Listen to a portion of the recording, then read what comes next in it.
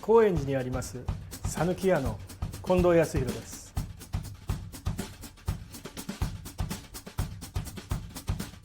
鍋で、あごだしつゆを作っていきます。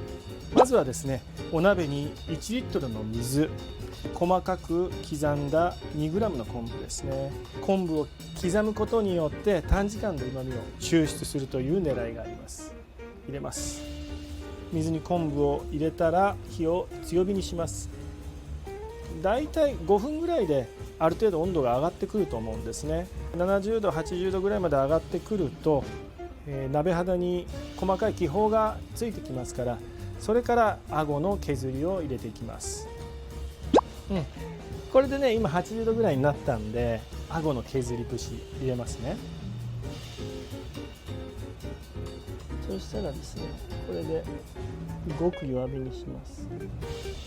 浮いたあごを少しなじませてやるようなイメージで、ぐらぐら沸騰させないように注意していただいてですね、沸騰させると香りが飛んじゃったり、渋みとか苦みが出てきたりするので、もう絶対沸騰させないようにしてください。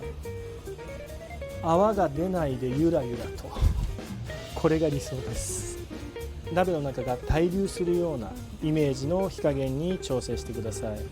この状態を10分ほどキープしていただいて、その後調味料を入れて味を決めていきます。ちょっとだしの味を一回見ていきますね。抽出されているかどうか。OK です。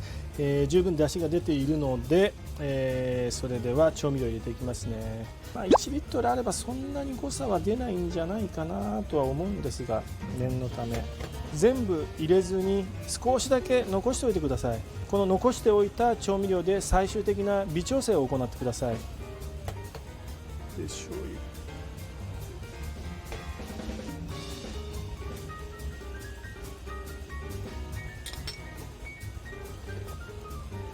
OK です。